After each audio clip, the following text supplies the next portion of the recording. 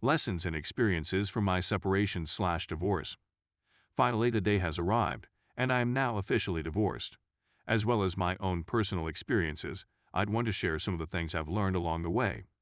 Hopefulness and validation will be spread across the world as a result of this. To begin, when I, a 35-year-old man, married the mother, a 36-year-old woman, of my 3 children, ages 13, 10, and 5, in 2006, I had no clue that I would find myself in the position I am in today. It goes without saying that we do not marry someone in intending to end up in a divorce situation. Things started to change in the autumn of 2018, and notably in December of the same year. Earlier that day, she had finished a boudoir session and had shown the photographs to a male neighbor who had just divorced her. Besides that, she was waking up early, which was rare for her, as she was more of a night owl, to go to the gym with him and have coffee with him before going to bed. She then told me that she was reevaluating her life choices, but she did not provide any other information throughout our conversation. We decided on the month of December 2018 as the date for our divorce to take effect. We, on the other hand, carried on with our daily routines as normal. It was just the two of us, sleeping in the same bed and going about our daily routines in silence. We spoke about the prospect of selling our current home and remodeling it, as well as the potential of moving to a different neighborhood. We were expecting that it would assist us in breaking out of our rut. Unfortunately, it did not work, and we were obliged to continue living our lives on automatic pilot.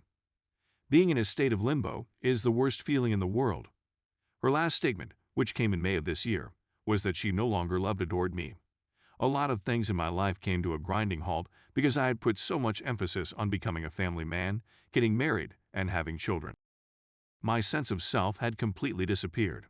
At this moment, I realized that I had done a fantastic job of loving her while she was fulfilling her responsibilities as a wife and mother, but that I had failed to love her as a woman throughout the process. At a higher rate than ever before, suicide thoughts entered my head. It came to the point where I was researching potentially harmful prescription combinations while waiting to pick up my groceries one day, which was a bad omen. Despite the fact that I was in the midst of reading, I saw an elderly woman and her cart having a fall, and I rushed over to help her while seeing other people just go by. It was at this moment that I came to the realization that I was valuable as a human person, rather than only in my professional roles. It was important to me to choose a few people who I wanted to serve as captains of my intellect in order to keep me from making snap decisions. It's because I wouldn't have been able to complete the task without their assistance. I'd go through situations with them and talk about how I wanted to act in each one. They were helpful in leading me through some really difficult moments in my life. In addition, I've started maintaining a journal. It offered a safe space for me to leave all of my emotions behind so that I could focus on being present with my children while still managing to function somewhat at work, which was quite beneficial. Even though I'm not sure whether I'll ever read those journal entries again, I'm certain that they were useful. I learned that the person who is leaving is the one who is given the opportunity to construct the narrative. Then she went on to say that she felt obligated to marry me and that she had never before shown any feelings of attachment for me. So I fabricated the story that my marriage and family were collateral damage from a midlife crisis as a consequence of this experience. The news that their mother and father were divorcing felt like a nightmare that had become a reality as we shared the news with our children. Her tears were streaming down my cheeks, and all of our children were weeping, but she was completely silent. It seemed to me to be a clear sign of her larger comfort level with the scenario, as compared to mine, at least. I realized there was no way I could get her back once she had fully loaded both closets and both sides of the drawers. In her perspective, there was no longer any room in her life for me. She had moved on. I did all I could to keep my family together, even though it was very tough. The 40-day love challenge was something I participated in. Are you certain you want to go through with it? I requested her as one of my checkpoints, and she agreed.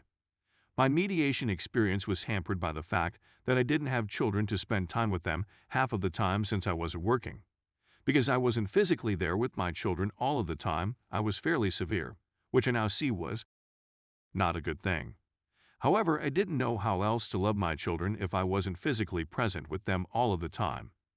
As a consequence, I wanted to make the most of the time I had with them while I still had it. The final few weeks of 2019 were a whirlwind of activity. She was no longer considered a member of the family 4 weeks after I kicked her out of the house. During our mediation session, We drafted a formal separation agreement that would be filed to the court system for approval. She made the decision to live on her own and in her own apartment. She introduced them to her new lover in front of the children in the audience.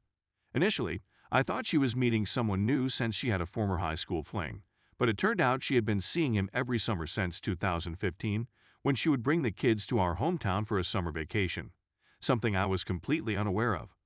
Her choice to leave was really painful. We had some common friends who helped her move out and then bought her housewarming gifts to make up for the fact that she didn't have half of the stuff she needed. I didn't receive anything at all. When I was younger, I don't remember having a whisk, a kitchen table, or window coverings available to me. I was feeling really alone and dejected at the time. For the first time in my life, I was living on my own, which was a liberating experience. In a very short amount of time, I had transitioned from living at home to being married. I was completely at a loss for what to do with myself while I was alone. This was the moment at which I decided to seek counseling, which proved to be beneficial in terms of bringing my emotions back into balance. When it comes to painting, it's amazing what a difference a new coat of paint can make. I was able to personalize and make my house a home of my own.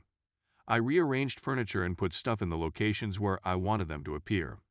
The trash can was put behind the sink, and the recycling bin was stashed away in a closet, and my daughters pointed out that their mother did the exact same thing as they did as well.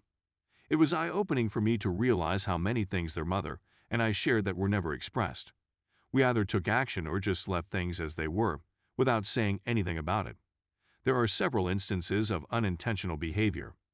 The use of music was also quite useful. I discovered that listening to 3-5 songs of heartache, or even simply rage, and then listening to constructive music, thereafter helped me get out of a rut. I recommend it. As soon as I began dating, I realized that I wasn't ready for what I was getting myself into. I simply wanted to fill in the blanks of my life that had been left unfilled. What do you do when you come home from work when you don't have your children? A date once inquired of me. I stumbled through my response because I didn't know what to say. I didn't have a daily schedule or any hobbies to keep me occupied. It was a difficult revelation to come to that I wouldn't even want to date myself. As a result, I started dating myself. I'm going to the movies by myself. Going for hikes and rollerblading are some of my favorite pastimes. I came up with a basic fitness plan that I could do while skipping. Observing the night sky. Audiobooks and podcasts are two of my favorite forms of entertainment. Reading. It was strange at first, but it was a huge relief when I finally felt comfortable in my own flesh. I've been able to establish new patterns of behavior in my life, to develop new traditions, habits, and celebrations that are exclusive to me and my children. While it was challenging to plan summer vacations and other events with just one parent, I managed, and these experiences became highlights for my new family as a result. I still have a functional parenting-only connection with the mother of my children. We've learned to be a little more flexible with our parenting schedules. If one of the children is missing the other parent, we arrange a phone call or even a sleepover for them. On sometimes, one parent will accompany a kid to an appointment on a day when the other parent is not available. When you look back on the previous 2 years, it's remarkable how much has happened. We handled all of the paperwork on our own, which kept legal bills to a bare minimum. And now, here I am, legally separated from my husband.